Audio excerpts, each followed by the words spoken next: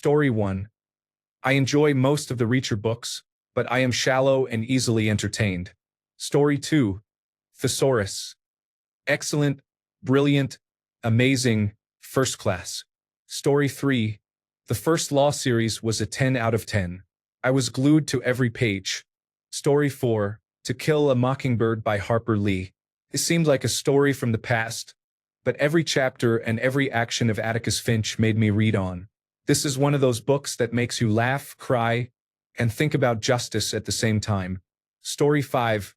For me, it was the Jeeves series by Pelham Grenville Wodehouse. Story 6. The Martian. Project Hail Mary took longer to get into at first, but it ended up being my favorite of Andy Weir's books. Story 7. Information Technology by Stephen King. Still my favorite novel to this day. Story 8. I read all 20 books of Patrick O'Brian's Aubrey Maturin series. I also managed to read Terry Pratchett's The Color of Magic on the train between London and Leeds. Story 9. The first book that got me hooked on the murder mystery genre was Agatha Christie's The Murder of Roger Ackroyd. Story 10. Lonesome Dove, and more recently The Crimson Campaign by Brian McClellan. Story 11. Touching the Void by Joe Simpson. I knew the story, and once I got to the fall I could not put it down. Story 12. I do not read a lot of fiction, but I read The Martian in about 2 afternoons. Story 13. Gone Girl. I distinctly remember it was about 10 o'clock at night and I had just finished part 1. I was going to save part 2 for another day, but I decided to whet my anticipation by reading the first paragraph. Several hours later, I had about 50 pages left and realized it was approaching 2 in the morning. Story 14. And Then There Were None by Agatha Christie. So good. Story 15. In my 5th year of secondary school, I borrowed information technology from the library. I started reading it on the bus at 8 a.m. and was instantly hooked. I did not go to classes that day. I curled up on one of the comfortable seats in the senior common room and read for hours. Various friends came by between classes to check my progress. I finished it 10 minutes before the end of school and went home to sleep. I had a headache for a couple of days afterward. Story 16. Project Hail Mary by Andy Weir. Dark Matter by Blake Crouch. Story 17. I read The Handmaid's Tale even though I do not normally read nonfiction. Story 18. I have only ever read 2 books in a single sitting, and both were on family trips. One was Ayn Rand's Anthem, a summer reading requirement for school. I started it one night and my little brother, cramped in the hotel bed, rolled onto my arm. Rather than move him, I decided to read the book until he rolled back over. He moved just as I finished. The other was the second Hunger Games book. I read it as fast as possible on the trip, so I could let my little sister have it when I returned to college. It was a quick and easy read. Neither would qualify as could not put it down except in the most literal sense. I have definitely read better. Story 19. Talisman by Stephen King and Peter Straub. I read it in 2 days and then began it again as soon as I finished. Story 20. A Memory of Light, the final book from the Wheel of Time series. That series has its ups and downs, but goddamn, that last book is a wild ride. Story 21. Project Hail Mary.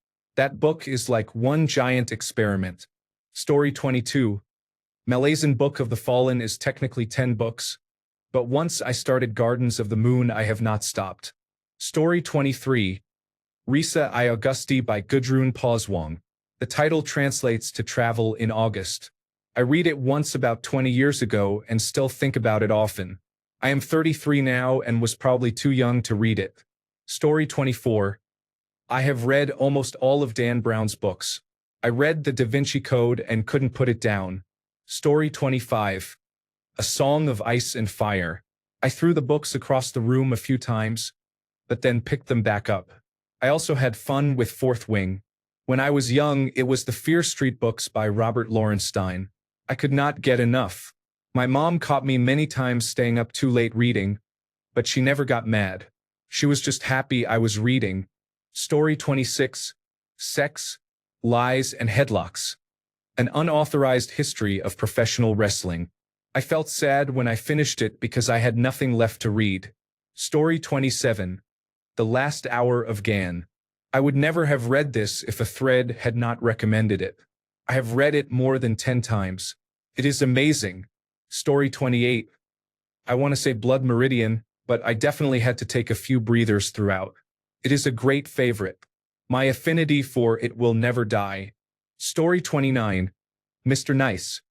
The story of Howard Marks, a drug dealer in the 1980s. An incredible true story. Story 30. Recently, I was hooked immediately by the following novels. Lone Women, Victor Laval. All Fours, Miranda July. Salt Houses, Hala Alien. Excavations, Kate Myers. The Reformatory, Tananarive Dew. And Nickel Boys, Colson Whitehead. Less recently, I was hooked by Stoner, Beloved, Lolita, The Amazing Adventures of Cavalier and Clay, The Hunger Games Trilogy, The Dictionary of Lost Words, The House of the Scorpion and its sequel The Lord of Opium, The Handmaid's Tale, Brave New World, and 1984. That's all I can think of for now. Sorry, I just realized you were looking for one book per person. If I could recommend one, it would be The Amazing Adventures of Cavalier and Clay by Michael Chabon. It drags a little toward the end, but it is absolutely worth it. Story 31. Temple and Ice Station by Matthew Riley are excellent. His early books are fast-paced. I have read his newer work, but I don't think it matches the originals. Story 32. Anything by Daniel Silva and The Source by James Michener. Story 33. My Brilliant Friend by Elena Ferrante. To date, the author's identity remains unknown. The story is very realistic and the live-action adaptation is excellent except for the 4th season, when they replaced all the actors to make them older. Story 34. True Grit by Charles Portis. It flows wonderfully, stark yet excellent prose written as a memoir.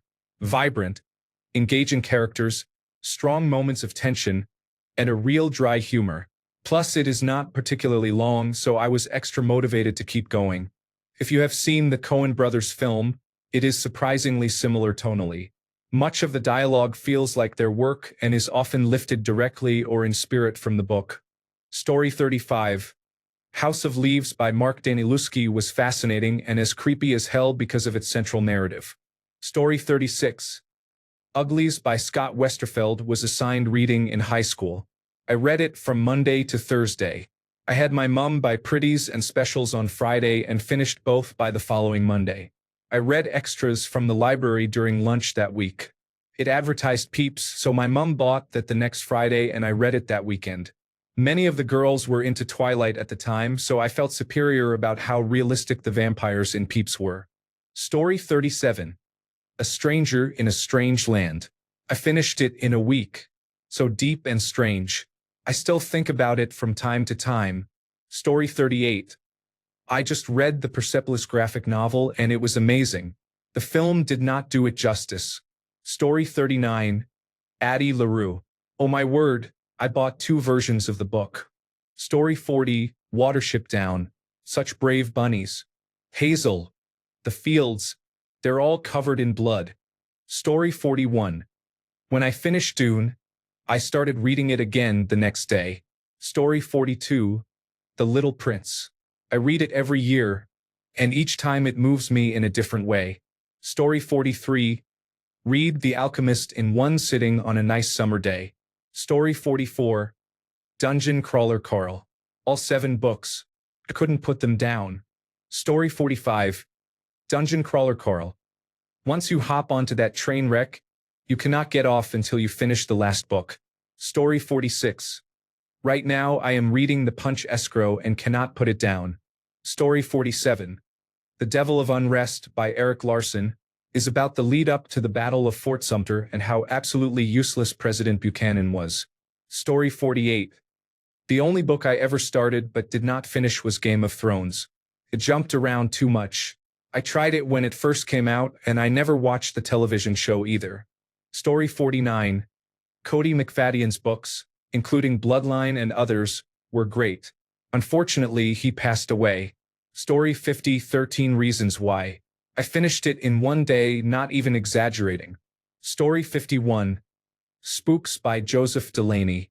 I could think only of the books in the series. Story 52. The Indifferent Stars Above. Tragic, haunting, and the best telling of the story I have ever read. Story 53, Theft of Swords by Michael J. Sullivan. Honestly, the whole series and every other book involving Hadrian and Royce. Story 54, Bad Blood. I couldn't put it down or believe what I was reading. Story 55, Boy Swallows Universe by Trent Dalton.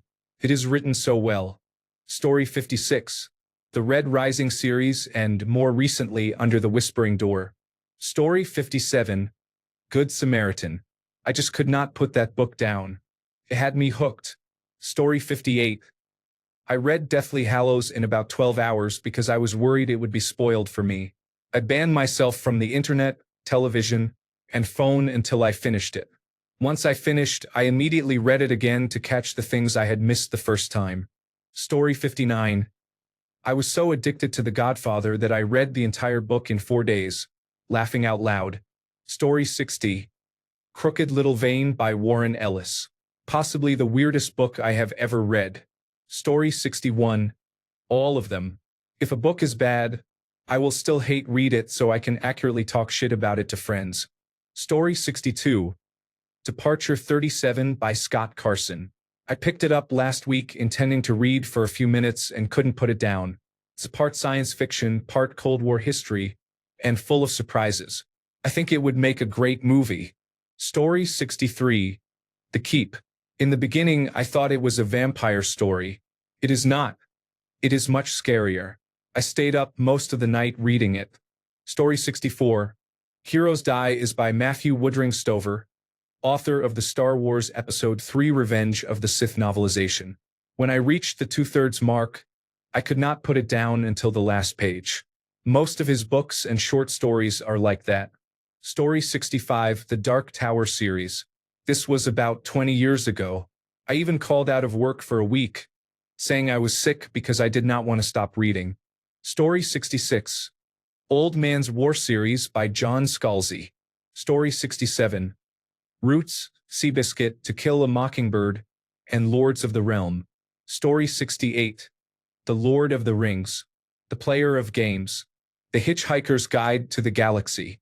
Story 69, I read Sphere by Michael Crichton in one sitting, partly because I was too creeped out to sleep. Story 70, A Woman of No Importance is about Virginia Hall. She is so cool. Story 71, Ready Player One. Man, I was so disappointed with Ready Player 2. Story 72, The Collector. I do not think it is a long or complicated book, but I read it in a few hours in one sitting. Story 73, The Girl with the Dragon Tattoo. I am now working on the entire Millennium series. Story 74. I read Philip Jose Farmer's Riverworld series in about a week, all 5 books in every free moment I had. Story 75. I read all of the Cirque du Freak books, then started reading other books by the same author. Story 76. Hitchhiker's Guide to the Galaxy. I used the auto-suggest feature to type it, and it suggested the title. It was ever so close. Story 77. The first book I couldn't stop reading was The Front Runner by Patricia Nell Warren. I spent the whole day reading it, and it was an emotional roller coaster ride. The second book was Salem's Lot by Stephen King. Story 78. Harry Potter and the Order of the Phoenix. Took 2 days to finish. I couldn't sleep until it was over. Story 79. House of Leaves. That book may have messed me up a bit, I guess. I have a newfound fear of unfamiliar houses. Not in terms of ghosts and ghouls. I mean the actual structure of a house. I went to pick up a car part from a guy about a week after finishing the book. While in his house, I found myself looking into each room as I passed, mentally mapping the layout to make sure the space made sense mathematically. I had a slight fear in the back of my mind that the doors I walked through would disappear behind me. I wasn't afraid of the homeowner. I was afraid of his home. Since I was a kid, I have been fascinated with what we now call liminal spaces. I didn't have a term for it then. They were just spaces that felt weird. But after reading House of Leaves, they started to mean something entirely different in my head. They went from curious to almost threatening. Story 80. My problem with books is that I can't start reading them. I keep falling asleep. Story 81. The Elegant Universe is a must-read, although it is somewhat technical and difficult. Story 82. Dune by Frank Herbert. I was a teenager the first time I read it. I could not put it down. That was the early 1980s. Story 83. I started The Seven Husbands of Evelyn Hugo just to see what the hype was about. Suddenly it was 3 a.m., and I was crying on my couch. Story 84. Dark Matter by Blake Crouch. I watched the television show afterward. It was just okay. It is hard to explain why the book felt like such a page-turner in comparison, but I think it is because you gain insight into what the characters are thinking, and their realizations are more compelling. Anyway, a great read. I highly recommend it. Story 85. Infinite Jest by David Foster Wallace kept getting weirder, and I tried my best to follow the plot and understand the story by reading it in 2 weeks. I had to reread it. Story 86. Catch 22. Papillon. Shantaram. Ice Station. Why Won't You Go the Fuck to Sleep? Story 87. Kushil's Dart by Jacqueline Carey. I thought it was going to be a pulpy sex novel, but I was wrong. Story 88. Unbroken by Laura Hillenbrand. One of the best books I have ever read. Story 89. I read very quickly in English, slower in Japanese, up to about 100 pages an hour. While I read a line, my eyes also scan 4 or 5 lines below it, so I know what is coming. Most books I read straight through and can finish in a day. One book that really hooked me was Fear and Loathing in Las Vegas. It was very different from much of what I had read at that point in my life and depicted a world far outside my own experience.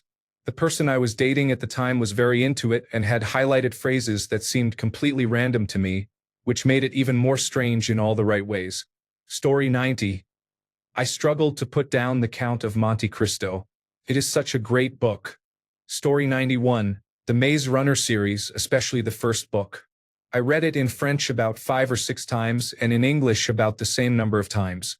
I listened to the audiobook about twice. Eventually, I want to read it in German too. Story 92. The Discworld series by Terry Pratchett is the best thing I have ever read. I still quote it all the time. Story 93. I read Frankenstein in 1 weekend and have read it several times since. Story 94. November 22nd, 1963 by Stephen King. Fastest 800 pages I have ever read. Story 95. Diary of a Wimpy Kid is a masterpiece of fiction. It may not seem so at first glance, but it becomes clear when you read it. Story 96. I remember buying the second Game of Thrones book at the airport. I couldn't even wait until I got to a reasonably priced store. Story 97. Any of the 4 The Making of the President books from 1960, 1964, 1968, and 1972 by Theodore H. White. Story 98. I vividly remember reading the Warrior Cats book Fire and Ice in 3rd grade. I absolutely despised reading before finding that book. Once I did, it took me 2 months to finish. It was my first real chapter book. I was a big fan of the series until high school. Throughout school, I often got in trouble for reading during class or for being ahead of the class reading. Story 99. I finished The Road in a day. I am not a reader and had not finished a book in years, but I could not put it down. Story 100. Copper Sun by Sharon Draper. I chose it for a school assignment and read it whenever I could, for example at the end of classes, on the bus, and while procrastinating on other homework. I highly recommend it. Story 101. I started Vonnegut's Hocus Pocus around noon and could not go to sleep until I finished it after midnight. I took a few breaks here and there. Story 102. Here are a few I needed to read when I accidentally picked them up and could not put them down. A Wizard of Earthsea by Ursula Kroeber Le Guin. Red Planet by Robert Anson Heinlein. The Once and Future King by Terence Hanbury White. The first and third are infinitely rereadable. The second is not. Story 103. When I first picked up The Hobbit and The Lord of the Rings. Story 104.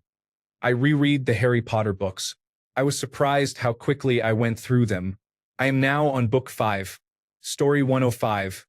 There are so many, but recently the Once Upon a Broken Heart trilogy caught my attention. I couldn't stop reading, And I'm not even a fantasy reader. Story 106, to Philip K. Dick books I couldn't put down and read cover to cover were Do Androids Dream of Electric Sheep, now called Blade Runner, and Valis. Story 107. The Way of Kings and the rest of the Stormlight Archive by Brandon Sanderson are masterpieces for fans of the fantasy genre. Story 108. The Murderbot books by Martha Wells are my favorites. After finishing each book, I reread it, and when I finished the last one, I started the series over. Now I'm eager for another reread. Story 109. The Last Chinese Chef by Nicole Moens. I love that book. Story 110. One fish, two fish, red fish, blue fish. I just had to know what happened to the fish. Story 111. Project Hail Mary. I haven't read a book that fast since I was a kid. I blasted through it in about 3 hours. Story 112. The Illustrated Man by Ray Bradbury. The Hobbit by John Ronald Reuel Tolkien. Story 113. And Then There Were None. Bury My Heart at Wounded Knee. Story 114. Gregor the Overlander and the subsequent books in the series are unbelievably underrated. Although it is understandable that they were overshadowed by the Hunger Games, the universe was unlike anything I could have imagined. Story 115. Red Dog by Louis de Berniers. Red Dog is a 2001 novel based on the true story of a legendary Kelpie who traveled across Western Australia. The book chronicles the dog's life, travels, and relationships with the people he met, particularly the miners in Dampier. De Berniers was inspired to write the book after seeing a bronze statue of the dog and collecting stories from locals. Story 116. The Expanse and Codex Alera. I read the 6 books of Codex Alera in 6 days while sailing. Story 117. A Spot of Bother by Mark Haddon. I picked it up and did the whole damn thing because I just could not stop. I laughed and cried and loved it. Story 118. The Sierra Adventure. The Story of Sierra Online by Sean Mills. A great history of the video game company Sierra Online, creators of King's Quest, Space Quest, and Leisure Suit Larry, among others, told by a fan who spent years interviewing the people involved. A fantastic read that preserves a history that might otherwise be lost to time. Story 119. Small Gods by Sir Terry Pratchett. I first encountered Small Gods in my favorite used bookstore as a teenager in the late 1990s. I picked it up and read the introduction. As soon as I finished, I bought it at the front counter, took it home, and read the entire book in a single sitting that night. To this day, Sir Terry Pratchett remains one of my favorite authors because of this. Now consider the tortoise and the eagle. The tortoise is a ground-dwelling creature. It is impossible to live nearer the ground without being under it. Its horizons are a few inches away. It has about as good a turn of speed as you need to hunt down a lettuce. It has survived while the rest of evolution flowed past it by being, on the whole, no threat to anyone and too much trouble to eat. And then there is the eagle, a creature of the air and high places, whose horizons go all the way to the edge of the world. Eyesight keen enough to spot the rustle of some small and squeaky creature half a mile away. All power, all control. Lightning death on wings. Talons and claws enough to make a meal of anything smaller than it is and at least take a hurried snack out of anything bigger. And yet the eagle will sit for hours on the crag and survey the kingdoms of the world until it spots a distant movement, and then it will focus intently on the small shell wobbling among the bushes down there on the desert. And it will leap. A minute later, the tortoise finds the world dropping away from it. It sees the world for the first time, no longer 1 inch from the ground but 500 feet above it. And it thinks, what a great friend I have in the eagle. And then the eagle lets go. Almost always the tortoise plunges to its death. Everyone knows why the tortoise does this. Gravity is a habit that is hard to shake off. No one knows why the eagle does this. There is good eating on a tortoise, but considering the effort involved, there is much better eating on practically anything else. It is simply the delight of eagles to torment tortoises. But of course, what the eagle does not realize is that it is participating in a very crude form of natural selection. One day a tortoise will learn how to fly. Story 120. Big Little Lies. The Dry. Eleanor Oliphant is completely fine. Sharp Objects. Story 121. I don't know if it counts since it's a manga, but Samurai Deeper Kyo is addictive. Once it really hits its stride, it feels impossible to stop. Story 122. Low-quality content generated by artificial intelligence on TikTok or any platform is essentially a cheat code for generating money. Thanks a bunch for sticking around till the end of the video. Remember to subscribe, and until next time, stay awesome and goodbye.